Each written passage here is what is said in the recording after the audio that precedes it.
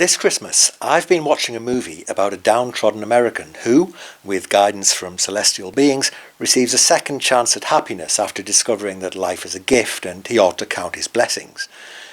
Most years I'd be saying this about It's a Wonderful Life, director Frank Capra's enduring classic from 1946.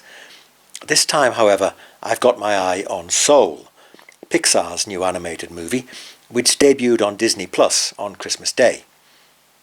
It's a fine film, rich, nuanced, profound, complex, ambitious and stunning to look at.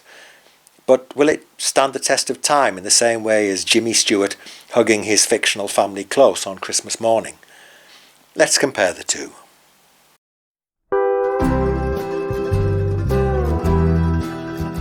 You don't have to look very far for the message of It's a Wonderful Life. It's there in the title. George Bailey, an everyman in the town of Bedford Falls, is a selfless, dutiful good guy who's been putting other people first since childhood. But when George faces disgrace and ruin on Christmas Eve, it's up to Clarence, an angel in training, to show him exactly how his life matters. So ingrained is this film in Western culture that I'm welling up with tears just writing about it. George stands for decency, for unflinching loyalty to family, friends and neighbours, for doing the right thing no matter what. And when the townsfolk rally round him at the end, he comes to see that his life is filled with love. Faith, family, hard work and snapping out of a suicidal depression at the last minute, it's like injecting 1940s virtues straight into your eyeballs. So, do we live in a more sophisticated culture now? It's tempting to say yes, given that Soul, ostensibly a children's film, deals with similar themes about the point of life, arguably in more depth and from a much wider array of perspectives.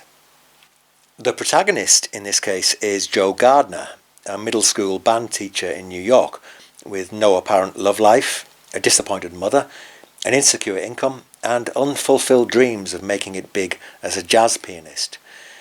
10 minutes into the film, on the day those dreams look set to come true, Joe, voiced by Jamie Foxx, falls down a manhole and finds himself on a stairway to heaven.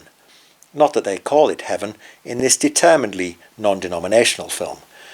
To Pixar and Disney, it's the great beyond.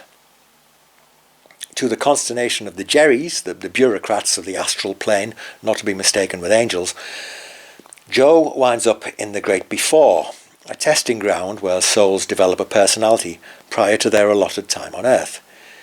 Here he meets soul number 22, played by Tina Fey, a troublemaker who's been there for centuries because, for all her bravado, she's scared of living. On an even grimmer note, from time to time we glimpse a shambling army of lost souls, monstrous creatures who can't relinquish their anxieties and obsessions.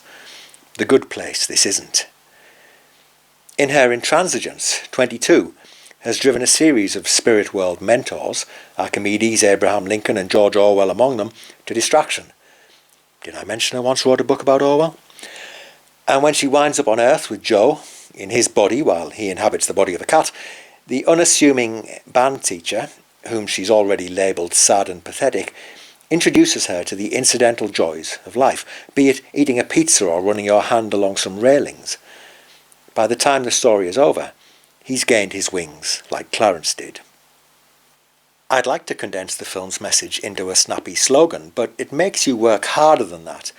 It's a little opaque, which on my first viewing left me dissatisfied, to be honest. Was there a takeaway at all? I felt it at a gut level, but I can't turn it into a four-word platitude like they did in 1946. In the final reckoning, I still prefer the straightforward sentiment of It's a Wonderful Life, doubtless because I grew up with it. But after 2 viewings in 4 days, the second one being much more rewarding, I'm beginning to think that Soul will endure for a very long time indeed. I'm just glad they didn't call it Be Good to People Around You and Don't Confuse Your Career and Passions with Heartfelt Happiness. Well, I hope you enjoyed my video. Thanks for watching. Please like if you did. Subscribing's even better. Let me know in the comments if I'm making any sense, and hopefully I'll see you soon.